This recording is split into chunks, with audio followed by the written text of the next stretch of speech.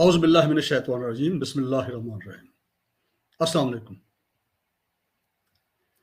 کب پتہ چلے گا کہ ہم راہ راست پہ آ گئے ہیں یا آ رہے ہیں، اور کیسے پتہ چلے گا کہ یہ شخص جو ہے یہ واقعی میں صوفی ہے یا اللہ والا ہے یا اللہ کا دوست ہے؟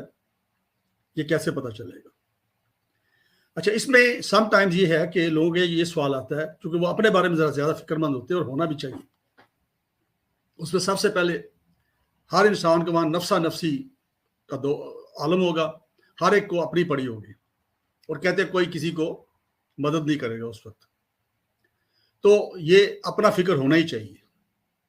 یعنی اگر آپ خود راہ راست پہ آ گئے ہیں تو پھر آپ دوسروں سے جن سے محبت کرتے ہیں اور چاہتے ہیں کہ یہ بھی راہ راست پہ آ جائیں، ان کی بھی بخشش ہو جائے، یہ بھی کامیاب ہو جائیں، اس دنیا میں بھی کامیاب ہو جائیں اور آخرت میں بھی کامیاب ہو جائیں، تو پھر ان کے بارے میں آپ سوچتے ہیں۔ تو اس لیے سب سے زیادہ لوگ اپنا ماضی کے اندر جانے انجانے میں بعض کا چھوٹے موٹے گناہ ہوتے رہتے ہیں لوگوں سے، اور لیکن اس کا احساس ہو جانا کہ جی میں گناہ کرتا رہا ہوں یا میں گناہ گار ہوں، اور اب گناہ سے وہ بچنا چاہ رہا شخص، تو یہ بہت بڑی بات ہے۔ یہ سب سے پہلی تبدیلی ہے، کیونکہ ایک آدمی جو ہے، کیونکہ عام طور پر دنیا میں یہی ہے کہ ہر کوئی شخص کہتا ہے جی میں ٹھیک ہوں۔ اگر کسی کو کوئی چیز سمجھاتا بھی ہے تو کہتے ہیں چھوڑے آپ اپنے آپ کو کریں ٹھیک، اب میری فکر چھوڑیں جی، میں ٹھیک ہوں، بس میں جیسا ہوں میں ٹھیک ہوں۔ بلکہ کئی تو اتنے ہٹ ڈرم ہوتے ہیں کہ بات بھی سننا پسند نہیں کرتے۔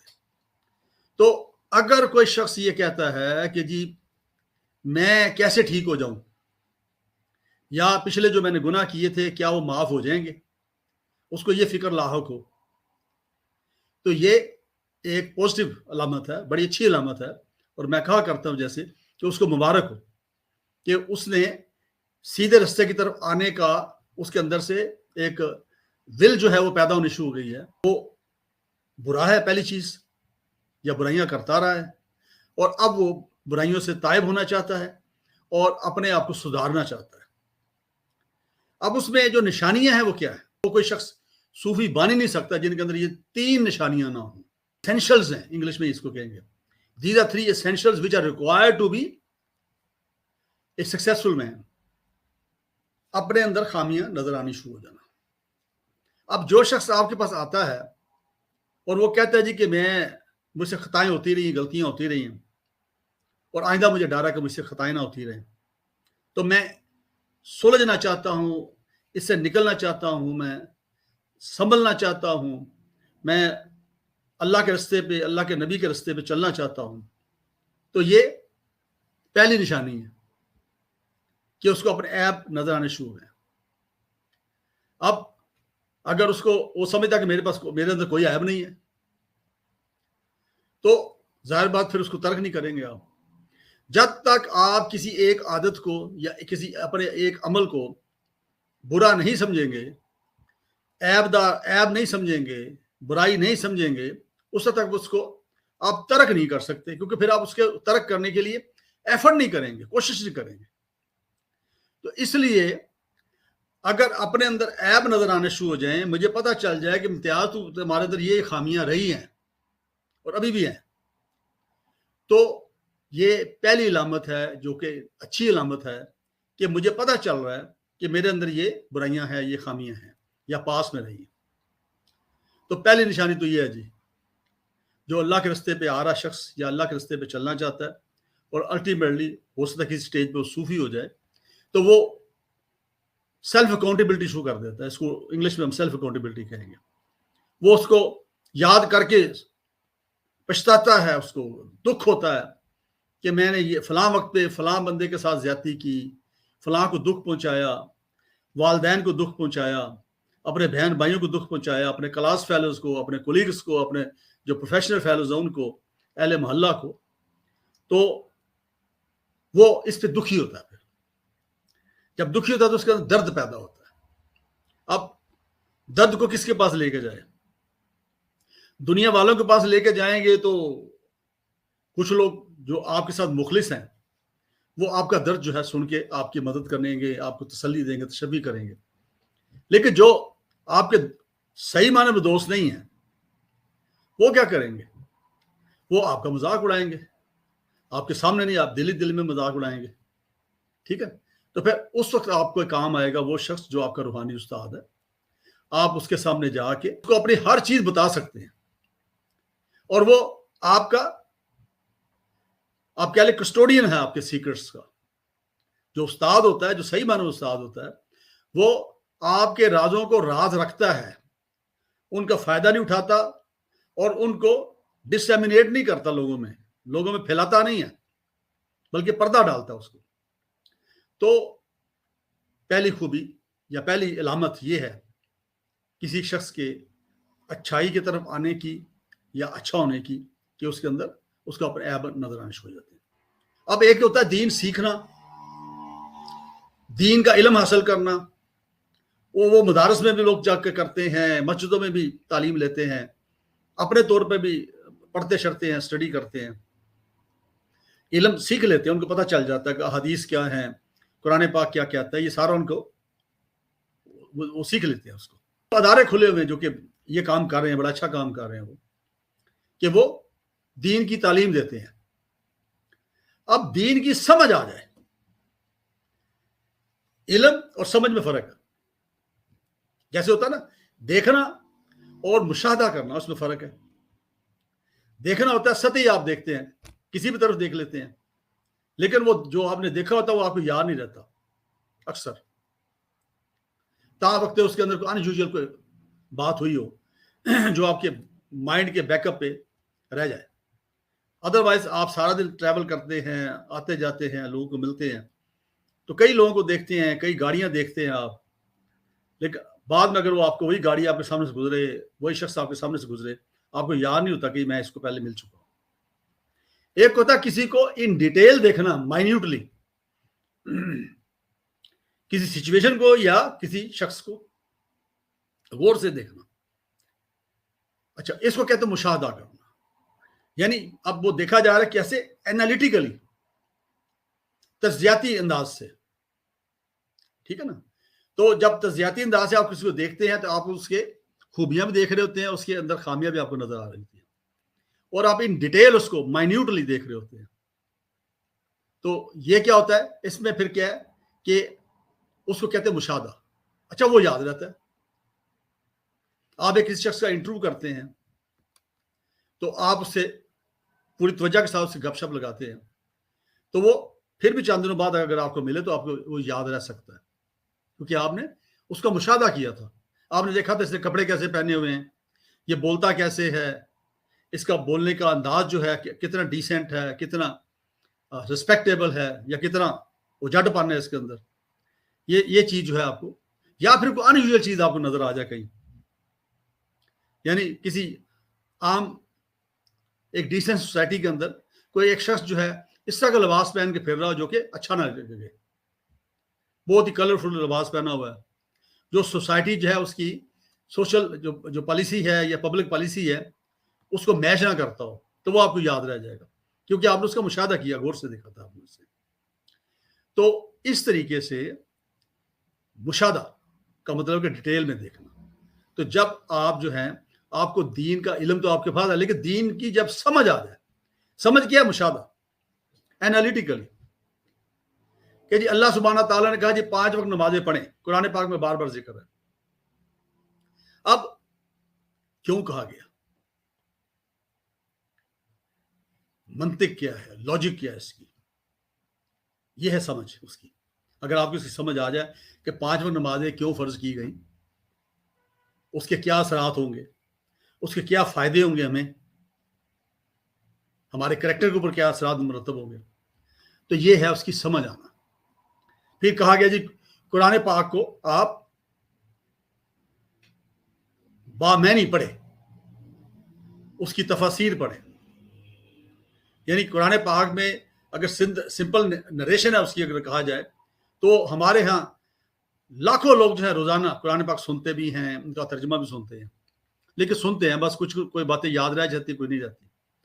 کچھ اس کے اوپر غور کرتے ہیں, غور و خوض کرتے ہیں. اللہ سبحانہ تعالیٰ خود بھی کہا کہ غور و خوض کرو، پوری کائنات پہ غور و خوض کرو، اس میں بڑا کچھ مخفی ہے۔ تو جب کچھ لوگ اس کے اوپر تحقیق کرتے ہیں، غور سے قرآن پاک کو سنتے ہیں یا پڑھتے ہیں، اس کے بعد ہر ایک لفظ کا وہ دیکھتے ہیں کہ کیوں کہا اللہ نے، اس کے اثرات کیا ہو سکتے ہیں، تو اس کو کہتے ہیں سمجھنا، یعنی قرآن پاک کو سننا یا پڑھنا، اس کو جاننا کہ یہ کیا کہہ رہے ہیں، اور اس کو سمجھنا کہ مقصد کیا ہے، اس کی مقصدیت کیا ہے، ٹھیک ہے۔ تو یہ ہوتا ہے سمجھو۔ تو جب دین کی سمجھ آنا شروع ہو جائے تو یہ اس سے اگلی مبارک اس شخص کے لیے کہ اللہ تعالیٰ اس کے ساتھ اچھا کرنا چاہتے ہیں، اللہ سبحانہ تعالیٰ اس کو اپنے دوستوں میں شامل کرنا چاہتے ہیں، تو انہوں نے اپنے کلام اور نبی پاک کی جو تعلیمات ہیں، احادیث اور سنت، اس کی سمجھ دینا شروع کر دی ہے۔ نبی پاک کی جو تعلیمات ہیں وہ تو انٹرپریٹیشن ہے نا قرآن پاک کی، نبی پاک کی زندگی جو ہے قرآن پاک کی عملی شکل ہے، یعنی قرآن پاک جو کہا اس کو عمل کر کے دکھایا نبی پاک نے اپنی زندگی میں۔ تو جب اس کی آپ کو سمجھ آنی شروع ہو گئی تو اس کا مطلب یہ کہ خاص کرم ہو گیا ادھر۔ ہو سکتا ہے آپ کے پاس علم اتنا زیادہ نہ ہو، ہمارے بہت سارے دوست ایسے ہیں جنہوں نے باقاعدہ کوئی دین کے کورسز وغیرہ نہیں کی اس طریقے سے جیسے کیا جاتا ہے، جیسے مولانا ہمارے کرتے ہیں، علماء کرام کرتے ہیں، مفتی حضرات کرتے ہیں، لیکن ان کو دین کی سمجھ بڑی ہوتی ہے۔ آپ دیکھتے رہتے ہیں ان کو مختلف مواقع پہ جب وہ بات کرتے ہیں کسی ایک موضوع پہ، تو اس طریقے سے مدلل بات ہوتی ہے کہ مطلب بندہ حیران رہ جاتا ہے۔ تو یہ کیا ہے؟ یہ اللہ نے سمجھ عطا کی ہے اس کو۔ تو جب دین کی سمجھ آنی شروع ہو جائے تو سمجھ لیں کہ آپ اللہ کے قریب ہوتے جا رہے ہیں، اللہ سبحانہ تعالیٰ جو ہیں آپ پہ مہربان ہو گئے ہیں، اور آپ کو آپ اللہ سبحانہ تعالیٰ کی دوستی میں آگے بڑھ رہے ہیں۔ تیسری ہے اللہ سے محبت، تو پھر آپ کے رستے میں کوئی رکاوٹ نہیں آ سکتی، کوئی شیطان آپ کو نہیں روک سکتا، کیونکہ یہ محبت جو نبی پاک کے ساتھ ہے، یہ محبت جو اللہ سبحانہ تعالیٰ کے ساتھ ہے، جب یہ دل میں آ جائے کسی کے، اور کوئی شیطان کوئی طاقت پھر آپ کو روک نہیں سکتی، بشرطے کہ یہ سچی محبت ہو، ٹھیک ہے، سچی چاہت ہو۔ تو یہ تیسری چیز بھی اگر آ گئی ہے تو سمجھ لے کہ اگر یہ تینوں چیزیں ہو گئی ہیں تو وہ صوفی ہے۔ پھر وہ کیا کرے گا؟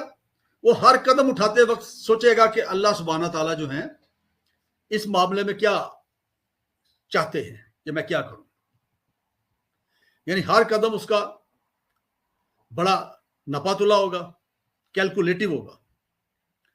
وہ نہیں چاہے گا کہ اس کے پاؤں کے نیچے کوئی چیونٹی بھی آ کے مر جائے۔ وہ جو اللہ والے ہوتے ہیں وہ کسی بھی جاندار چیز کو نقصان نہیں پہنچاتے، حتیٰ کہ سانپ کو بھی نہیں پہنچاتے۔ وہ درختوں کے پتوں کو نہیں توڑتے اننیسیسری، کیونکہ اللہ کی تخلیق ہے نا۔ چرند پرند کسی جاندار کو، کسی شخص کو، مطلب عام انسان تو دور کی بات ہے نا، وہ کسی جاندار کو، میں نے چوٹی کی مثال دیتی، سب سے ادنا جس کو سمجھا جاتا ہے، اور لوگ اکثر خیال نہیں کرتے کہ پاؤں کے نیچے سے کئی آ کے کچلی جاتی ہیں، لیکن جن کے اندر یہ تین چیزیں ہوتی ہیں وہ اللہ والے ہوتے ہیں، اللہ کے رستے پہ چل پڑے ہوتے ہیں، اللہ کے صوفی ہوتے ہیں۔ وہ ان چیزوں کا خیال رکھتے ہیں جو اللہ کی مخلوقات ہے، کہ ان کو تکلیف نہ پہنچے، بلکہ اگر کہیں چیونٹی ڈوب رہی ہے یا چیونٹی مر رہی ہے تو اس کو وہاں سے نکال کے سائڈ پہ رکھتے ہیں۔ وہ کوئی اور جاندار ہے، کتا ہے، بلی ہے، خرگوش ہے، کوئی چیز ہے، وہ اپنی گاڑی کے نیچے نہیں کچلتے ان کو، بلکہ ان کا احترام کرتے ہیں تاکہ وہ آگے سے گزر جائیں اور پھر اس کے بعد ہم گزریں۔ جب یہ احساس پیدا ہو گیا آپ کو تو پھر آپ برا کر ہی نہیں سکتے۔ آپ کی پروگرامنگ ہو گئی، اب آپ پہ اللہ سبحانہ تعالیٰ کا کرم ہو گیا، اب آپ کوئی کسی کے ساتھ زیادتی کر ہی نہیں سکتے. اگر آپ کے ساتھ کوئی زیادتی کر رہا تو پھر وہ کیا کرتے ہیں صوفی؟ وہ اگنور کرتے ہیں, چھوڑ دیتے ہیں. اللہ جانے وہ جانے, زیادتی کرنے والا جانے. اور جب آپ اللہ پہ چھوڑ دیتے ہیں تو پھر اللہ سبحانہ تعالیٰ جس سے آپ محبت کرتے ہیں وہ آپ سے کئی گنا زیادہ محبت کرتے ہیں اللہ سبحانہ تعالیٰ. پھر آپ کچھ کہنے کی ضرورت نہیں ہوتی. اور صوفی جو ہے یا پیر ہے یا بزرگ ہے یا فقیر ہے یا اللہ والا ہے یا ولی اللہ ہے, وہ بد دعا نہیں دیتا, جنرلی بد دعا نہیں دیتا.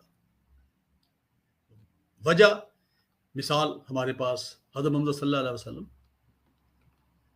کی ہے. کفار نے بڑا بڑا ظلم کیا ان کے ساتھ. مکہ کے اندر, طائف کے اندر, شب ابی طالب کی جو گھاٹی ہیں جہاں پہ ان کو رہنا پڑا, وہاں ایون بعد میں بھی جنگیں مسلط کی گئیں. آپ کے بڑے بڑے قریبی ساتھیوں کو انہوں نے شہید کیا. حضرت امیر حمزہ کا چچا تھے نبی پاک کے, جن سے ان کو بڑی محبت تھی اور ان کو بھی ان کا بڑی محبت تھی, ان کو شہید کیا. تو کسی کو بد دعا نہیں دی. تو جو اللہ والا ہے اور جو رسول والا ہے صلی اللہ علیہ وسلم کا پیروکار ہے, وہ بد دعا نہیں دیتا عام طور پہ. اور اگر وہ بد دعا دے دے تو پھر اس کے اوپر عذاب آنے پہ سے کوئی روک نہیں سکتا. تو جب بھی صوفی لائن میں آتے ہیں, پیری لائن میں آتے ہیں, تو مرشد پاک ہمیشہ یہ ایک نصیحت کرتے ہیں کہ منہ سے ایسا لفظ نہ کہہ دینا کسی کے لیے کیونکہ وہ پورا ہو جائے گا, وہ اللہ پورا کر دیں گے. تو اس لیے یہ جو صوفی ہیں صحیح معنی میں, جو یا اللہ کے دوست ہیں, اولیاء اللہ کا لفظ استعمال ہوا ہے, وہ کسی کو بد دعا نہیں دیتے, بلکہ جو ہوتا ہے ان کے ساتھ وہ اللہ کا ایک امر سمجھ کے خاموش ہو جاتے ہیں اور آگے چل پڑتے ہیں, بھول بھی جاتے ہیں اس کہ جو کچھ ہوا تھا. تو اگر اللہ سبحانہ تعالیٰ چاہیں تو وہ خود ہی ان کو ڈیفینڈ کرتے رہتے ہیں, اور جو ان کے بارے میں برا سوچتا ہے اللہ سبحانہ تعالیٰ خود ہی اسے باز پرس کرتے رہتے ہیں. اور جس کی باز پرس اللہ سبحانہ تعالیٰ کریں اس کو کون بچا سکتا ہے. تو یہ 3 چیزیں آج ہم نے سیکھی. اگر آپ اللہ والے بننا چاہتے ہیں تو پہلا اپنے ایپ جو ہیں اس کو دیکھنا شروع کر دیں. کئی بار تو بلٹ ان شروع ہو جاتا ہے یہ احساس.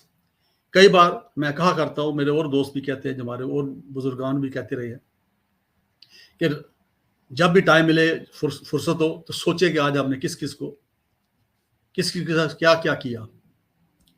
اگر برا کیا تو فوراً اس سے معافی مانگ لیں. عام طور میں کہا کرتا ہوں رات کو سونے سے پہلے پورے دن کا جائزہ لے لیں. تو جب ہم یہ روزانہ کی آپ کی یہ ایکسرسائز ہو جائے گی تو پھر ایک سٹیج ایسی آئے گی کہ آپ وہ غلطیاں پھر آئندہ دہرائیں گے نہیں, کیونکہ آپ کو پتہ لگ جائے گا. جب بھی آپ کرنے لگے تو آپ کہیں گے یار پہلے میں نے یہ کی تھی غلطی ہے 2 دن پہلے, اس کی میں نے پھر معافی مانگی. تو آپ اس سے اجتناب کریں گے. اور دوسرا یہ کہ جب بھی کچھ کرنے لگے تو اپنے روح سے پوچھیں, اپنے دل سے پوچھیں کہ کیا یہ ٹھیک ہے. ریسٹ شور جواب آئے گا نیگیٹو یا پوزیٹو. اگر وہ غلط ہے, برائی ہے, خرابی ہے, اندر سے آپ کو جواب ضرور آئے گا اس کا کہ یہ برائی یا خرابی ہے, بچ جاؤ اس سے. یہ الگ بات ہے کہ ہم لوگ اس کو دبا لیتے ہیں. بڑے سے بڑے گناہ گار بھی جو ہوتا ہے نا, اس کو اندر سے روح اس کی کہتی ہے کہ تم یہ گناہ کرنے لگے ہو. وہ کیا کرتا ہے, اس کو دبا دیتا ہے, سپریس کر دیتا ہے اس کو, تو آگے بڑھ جاتا ہے. لیکن جب آپ روح کی سننا شروع کر دیں گے, اور اس کا میں نے ایک ایکسرسائز بتا دی, بڑا آسان طریقہ ہے جس سے آپ کو اپنے ایپ نظر آنا شروع ہو جائیں گے کہ جب آپ روزانہ اپنا احتساب کریں گے یہ میں نے خامیاں کی, تو جب آپ کے اندر یہ ایک چیز پیدا ہو جاتی ہے, ایک احساس پیدا ہو جائے گا نا, پھر بلٹ ان ہو جائے گا کہ جب بھی آپ کو کام کرنے لگیں گے تو آپ کو اندر سے آواز آ جائے گی کہ نہ کریے, غلط ہے.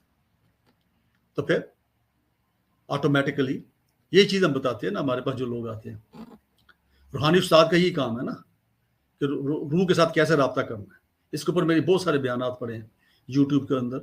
اگر آپ روح لکھیں نا تو آپ کو میرے خیال مل جائیں گے کافی سارے، اگر آپ سننا چاہیں تو اس طریقے سے پھر آپ جب یہ ہو جائے گا تو پھر ظاہر بات ہے کہ پھر آپ چونکہ برائی سے بچنا شروع کر دیا، آپ نے عیب نظر آنا شروع کیا، تو پھر آپ جب کوئی بھی دین کی بات پڑھیں گے سنیں گے تو اس کو پھر آپ سمجھنے کی کوشش کریں گے.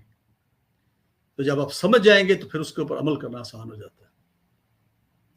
اور آخری سٹیج میں نے بتایا کہ پھر یہ آؤٹ کم ہے ان دو چیزوں کا کہ آپ کو اللہ سے محبت ہو جائے گی. Allah will be your first preference. جب اللہ آپ کی پہلی ترجیح بن جائیں گے تو پھر کیا رہ گیا پیچھے؟ پھر دنیا پیچھے رہ گئی نا، دنیا کے لوگ بھی پیچھے رہ گئے. جب اللہ پہلی ترجیح بن گئی، اور اللہ جب پہلی ترجیح بن گئے تو پھر فائدہ کیا ہوگا؟ اس دنیا میں بھی کامیاب ہم، کیونکہ یہاں بھی اللہ کا حکم چلتا ہے، اور مرنے کے بعد کی دنیا جو ہے وہاں پر بھی اللہ کا حکم چلتا ہے. ٹھیک ہے نا؟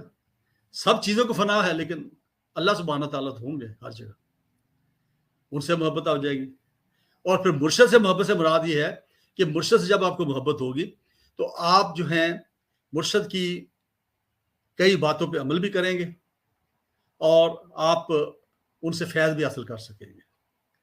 تو یہ میں نے آج آپ کو بتا دیا کہ آپ نے صوفی، پیر، فقیر، اللہ والا آپ کیسے بن سکتے ہیں. بڑا آسان طریقہ ہے. ٹھیک ہے، اس پہ عمل کر کے دیکھیے. اللہ سے دعا کہ اللہ سبحانہ تعالیٰ ہمیں سب کو ان باتوں پہ عمل کرنے کا حوصلہ بھی دیں، ہمت بھی دیں اور مدد بھی فرمائیں. مجھے اپنی دعا میں یاد رکھیے. بہت شکریہ. السلام علیکم.